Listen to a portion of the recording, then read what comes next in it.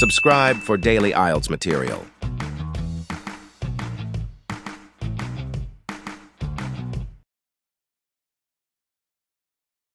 Now, turn to Section 1. Section 1. You will hear two dialogues. The first between two friends at university, the second between one of these people and a university clerk. First, you have some time to look at questions 1 to 4. Pause the recording for 30 seconds. You will see that there is an example that has been done for you. On this occasion only, the conversation relating to this will be played first. Hi, Julie. You look flustered. What's wrong? I left my car parked in the underground parking and now it's gone. Gone? What do you mean? Do you think it's been stolen? I think so. I'm just so flustered. It's such a big place and I'm not sure. I just can't remember where I left it, or if someone took it. Was it locked? Well, I think I locked it. You know, I was thinking of my class at the time because I was running late, so I'm not 100% sure. The correct answer is A. Now we shall begin. You should answer the questions as you listen because you will not hear the recording a second time. Listen carefully and answer questions 1 to 4. Hi, Julie. You look flustered. What's wrong? I left my car parked in the underground parking and now it's gone. Gone? What do you mean? Do you think it's been stolen? I think so. I'm just so flustered. It's such a big place and I'm not sure. I just can't remember where I left it, or if someone took it. Was it locked? Well, I think I locked it. You know, I was thinking of my class at the time because I was running late, so I'm not 100% sure. Where did you leave it? Underground. It was level 1. Don't you know that area's for postgraduate students, not for undergraduate students? Did you get a parking permit from Student Services? No, I didn't. So what does that mean? It means that it's probably been towed away. Oh no. It's the first time I've brought my car. I usually catch the train in. How long has it been parked for? Probably around 4 hours. Is there anything I can do? Yes. Go to the clerk at Student Services and ask what you have to do to get your car back. You'll probably have to get your car out of the compound and also pay a fine. I don't believe it. I know, it's ridiculous. But it's the only way the university can control how many people park on the grounds. There's just not enough parking to accommodate all the students. They could at least have clamped the wheel. Oh well, how do I get to Student Services? You go towards the science department, which is opposite the football field and next to the cafeteria. It's in the building in between. Okay, so it's in the building in between the science department and cafeteria, which is opposite the football field. That's right. Good luck. Before you hear the rest of the conversation, you have some time to look at questions 5 to 10. Pause the recording for 30 seconds. Now listen and answer questions 5 to 10. Good morning. Can I help you? Yes, I was told to come here because I seem to have lost my car. Oh, what do you mean? Well, it's the first time I've brought my car, and I didn't realize there were restrictions, and I think it might have been towed. No, I see. Are you a postgraduate student? No, undergraduate. Did you get a parking permit? No, I didn't know about the permit. Okay. We'll have to fill out a release form for the compound company where your car has been taken. I'll just need to get some details. Your name? Julie Caras. That's spelled Karas. Julie Karas. And your address? 15 Fremont Avenue. How do you spell Fremont? Fremont. And the district is Hawksley. How do you spell that? Hawkesley. Faculty? I'm in political science. So that's the science faculty. Yes. What's the car registration number? It's KIE6. No, sorry, I always get that wrong. It's IKE614T. IKE614T. What make is the car? It's a Fiat Panda. Do you know the model? The model? Yes, what year was it made? Oh, 1998, I think, and it's white. Well, actually, it's cream. A cream 1988 Fiat Panda. No, 1998. 1998. What I'll do is give the car compound a call and see if they have it in their possession. Okay, so what should I do? Take a seat in the green room, I won't be long. That is the end of section 1. You now have half a minute to check your answers. Pause the recording for 30 seconds. Now turn to section 2.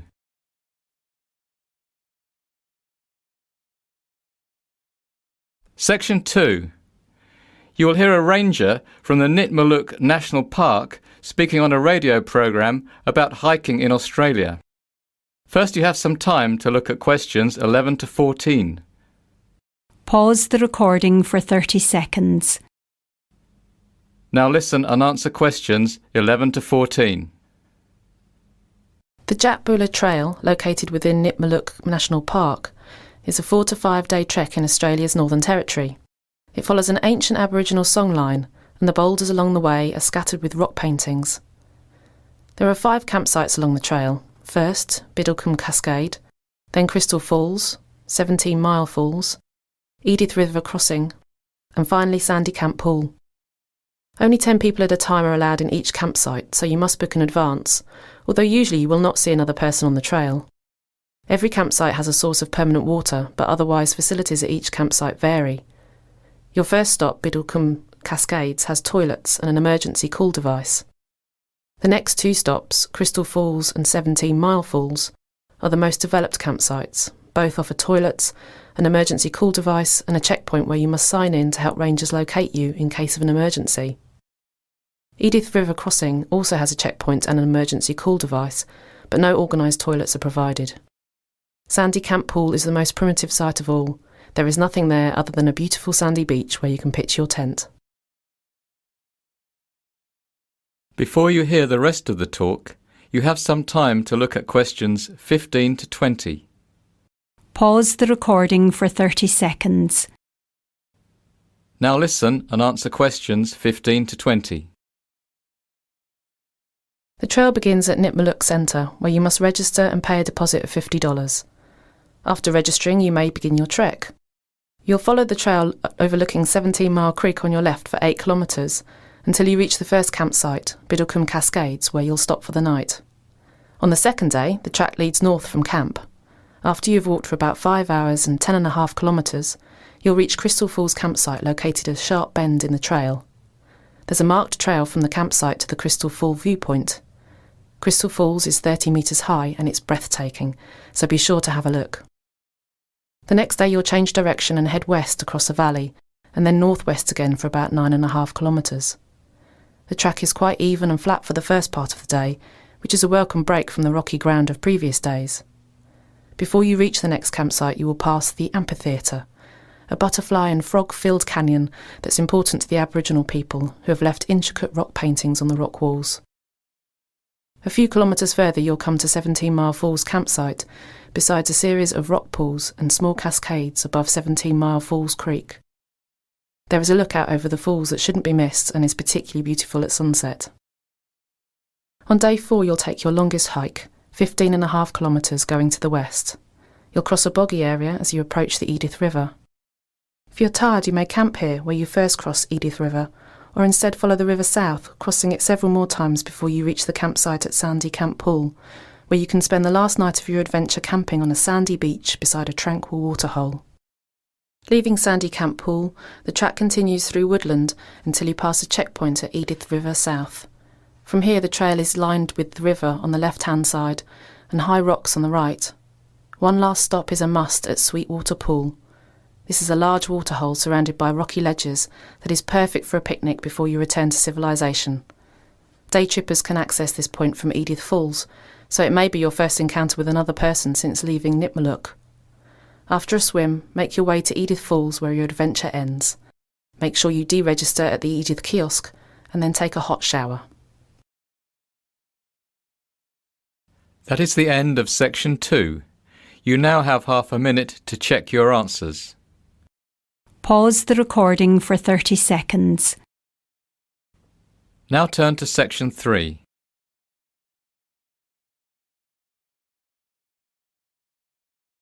Section 3. You will hear Laura, a laboratory technician, talking to Jamie and Denise, 2 students, about the procedure to get their final year chemistry projects approved. First, you have some time to look at questions 21 to 25. Pause the recording for 30 seconds. Now listen and answer questions 21 to 25. Hi there, I'm Laura. I'm the laboratory technician for these chemistry labs, and Professor Mills has asked me to explain the procedure that you'll all have to go through to get your final year projects approved. Most of the procedure involves safety concerns, which we take very seriously. We don't want any uncontrolled explosions, no fires, and definitely no incidences with toxic gases. You mean like what happened in 2008 when the whole science block had to be evacuated? Yes, exactly. So you've heard about that already, Denise? Professor Mills told us about it on the first day of class. It was hilarious. Yeah, but I reckon some people must have gotten into a lot of trouble. To be honest, it was mortifyingly embarrassing for the chemistry department, because not only could no one identify what the toxic substance was, but also at the time of the incident no one was actually authorised to be carrying out experiments with any toxic substances whatsoever. Turned out a student had got a bit bored and had decided to do some spontaneous experimentation by mixing up some random powders that were lying around. This is actually incredibly foolish, because there are some extremely dangerous substances in the laboratory stores, and everyone was utterly shocked that someone of college age would do something so childish and irresponsible. And, in effect, this incident was the reason we developed the safety procedure that each of you must now go through before we let you loose in the laboratory to do your final year project. The procedure will force you to be really aware of safety issues, so just in case, at the moment, any of you think it would be a laugh to mix up some colourful substances or light things on fire for no reason, by the time you've worked your way through the procedure, you'll at least pause for a second thought. At least we would hope so. So, can I ask something? Yes, Jamie? So, we're basically being punished because some other student was irresponsible? Actually, the approval process isn't as bad as that. We can't really call it a punishment. It seems really very long and cumbersome at first, because you'll have to get a lot of different tasks stamped for approval by a lot of different staff members, and I'm sure most of them will have various concerns and suggestions. But my aim today is to break down the process and explain all the different steps to you so that it doesn't seem quite so bad. Before you hear the rest of the talk, you have some time to look at questions 26 to 30. Pause the recording for 30 seconds. Now listen and answer questions 26 to 30. All right, let's get started. As I said before, a number of different staff members will be giving you suggestions, and they may not always agree, so just to keep things clear, you should remember that the laboratory supervisor has the final say about whether or not an experiment may be done here in our laboratory. Your professor has the final say whether you can do a particular experiment for your project, provided it's approved by the laboratory, and I've got the final say on how it may be done. So, the first step is that you will fill out this safety assessment form. You will have to have a fairly clear idea of your experiment, because you'll need to list all the chemicals you'll be using, the quantities you'll be using for each one, and the nature of the reactions that you'll carry out. You'll also be required to provide a week-by-week schedule so that we can be sure that whatever substances you're working with won't prove to be incendiary if they get mixed up with whatever the person next to you on the bench is getting up to. Really, for most of you, this assessment form will be quite straightforward because you're simply not going to be working with anything very dangerous. But for some of you, particularly if you are working with any volatile substances, it could be a bit more complicated. You might have to justify the use of certain substances, or only be allowed to use them on particular days. Now then, after you've filled out your safety assessment form and given a copy to your professor, you will submit it to the laboratory supervisor and he'll review it. This could take a couple of weeks, so do it early. Don't leave it to the last minute. He's a busy man. The laboratory supervisor will eventually make a recommendation to your professor about whether the experiment can go ahead, requires modifications, or may not be done. Next, your professor will either approve the project or not. If your professor does not approve the project due to safety concerns, then you, the student, will be notified and you'll begin the process over again by submitting a new safety assessment form that takes into account those troublesome safety issues. Is everyone with me so far? I have a question. Yes, Jamie. So if we have to wait weeks for the laboratory supervisor to give his approval, and then we have to redo the form, we're going to be quite behind our classmates who got approval on their first go. That's a bit unfair, isn't it? I mean, some people are going to have an advantage of several weeks over other people. Well, you needn't really worry about getting behind at this stage. After all, you'll have 6 months to work on your final project. And you'll only get a 2-week block of laboratory time anyway, so there's time to wait for the laboratory supervisor, provided you get started promptly and don't leave it all to the last 2 months. Also, don't forget that this is only one step. There are plenty of other steps for other students to get hung up on further down the line. It will all balance out. But, Laura, what if our projects aren't approved? Then you'll come up with another one. Don't get too attached to your project in the beginning. Projects get turned down. Let's see, last year I think only 15 projects got approval on their first go. Out of how many? Out of about 45, I think. There are less of you this year. But still, be prepared to come up with an alternative project. There are plenty of people to help you if you need ideas, your professor, his RAs, even your fellow students. And don't forget that in the first months of your project, the library will be your second home, and the librarians will be your greatest friends. Laura, what's an RA? RA stands for Research Assistant, like Jess over there in the lab coat. Hi, Jess. Now, once your professor has approved your project, you will need to write up a set of experiment safety procedure guidelines. This will include all the practical steps you'll take to keep safe and exactly what you'll do if you have a spill or some such thing. How will we know all this? We've got no experience in the laboratory. Well, after your professor approves your project, he'll assign an RA to help you write the experimental safety procedure guidelines. You won't be on your own. Finally, once that's written, you'll give it to the laboratory technician, that's me, for approval. If I approve it, then you can begin your experiment. If there are problems, we'll sit down together and talk about it. Then you and your assigned RA will come up with a way of making your experiment completely safe to conduct. You'll redo the guidelines and give it to me again until it's approved.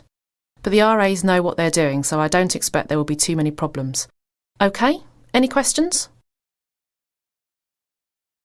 That is the end of section 3. You now have half a minute to check your answers. Pause the recording for 30 seconds. Now turn to section 4.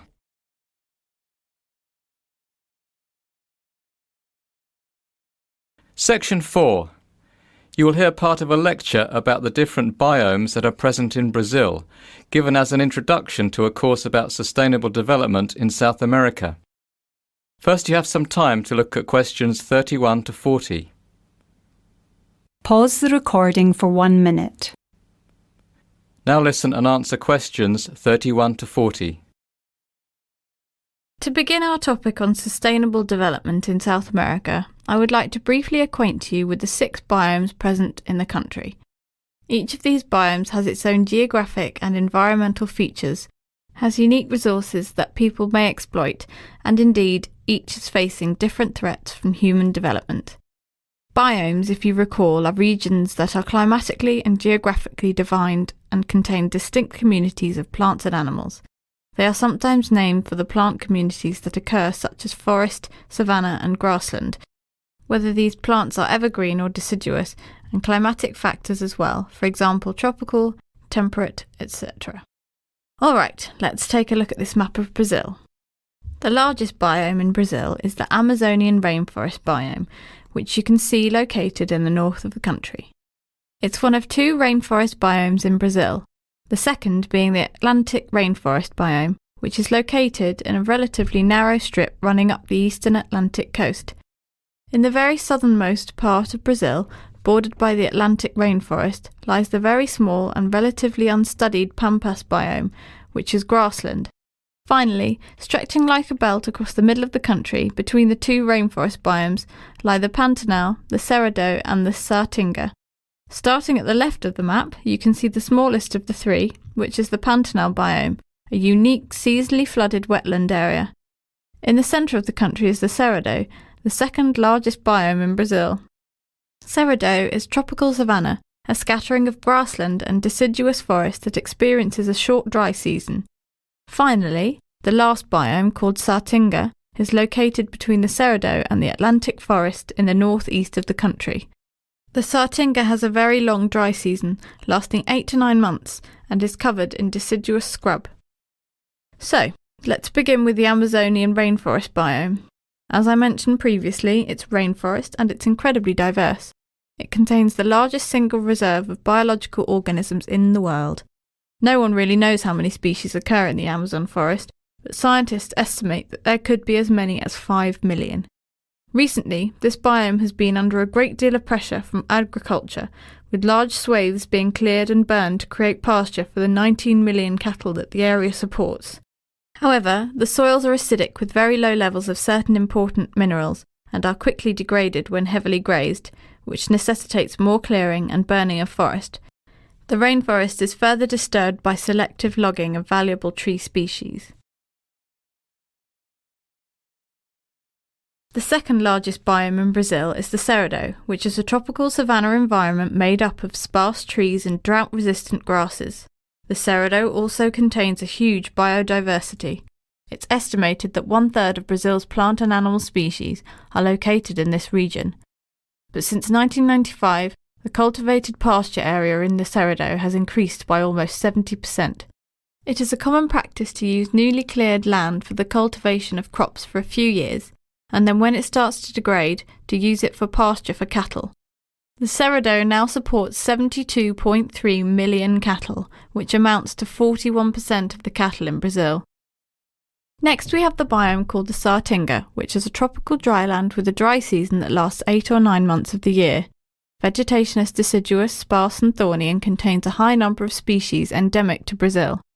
Agriculture is limited by the lack of water, but this biome supports 8.8 million goats and 8.1 million sheep, besides 23.9 million cattle. The Pantanal biome, a wetland formed by the flooding of the rivers of the Paraguay basin, is the world's biggest flooded plain. Vegetation is patchy and variable. It consists of tall grasses, bushes and widely dispersed trees similar to those of the Cerrado, except that in the Pantanal they are partially submerged for a portion of the year. 3 million cattle are raised in this biome. However, the available grazing area is limited by flooding, so large areas can sustain only low numbers of animals. UNESCO recognises it as a World Biosphere Reserve and also as a World Natural Heritage Site. Ecotourism is becoming important in this region, which diversifies the economic activity. The Atlantic rainforest is the most endangered biome in Brazil and also its most affluent region. It's the most important agricultural and industrial area of the country. It supports 36 million cattle and most of the country's dairy production takes place there. More than 70% of the Brazilian population, the largest Brazilian cities and the production of about 80% of Brazil's gross domestic product are all located in what used to be the Atlantic rainforest. Today, as a result, less than 10% of the Atlantic forest is left. The biome is also beginning to be recognised as ecologically very important. In the state of Bahia, for example, international researchers have identified a world record of 458 tree species in a single hectare of Atlantic forest. That is even more diverse than the Amazon rainforest. At the moment, less than 2% of the remaining Atlantic forest is under protected status, and the scientific community is scrambling to secure what little undisturbed forest still remains. Finally, the Brazilian Pampas biome has a temperate climate. It's the only biome in Brazil that is not tropical. Grasslands scattered with shrubs and trees are the dominant vegetation. The shallow soil, originating from sedimentary rocks, often has an extremely sandy texture that makes it fragile and highly prone to water and wind erosion. The Pampas supports 26 million cattle and 6 million sheep, in mostly natural, unmodified pastures. However, this biome is being threatened with rapid conversion to the agriculture of cash crops. Alright, so next week we will go into more detail about the economic policies of the Brazilian government in relation to the development of each of these biomes. That is the end of section 4. You now have half a minute to check your answers. Pause the recording for 30 seconds. That is the end of the listening test. In the IELTS test, you now have 10 minutes to transfer your answers to the listening answer sheet.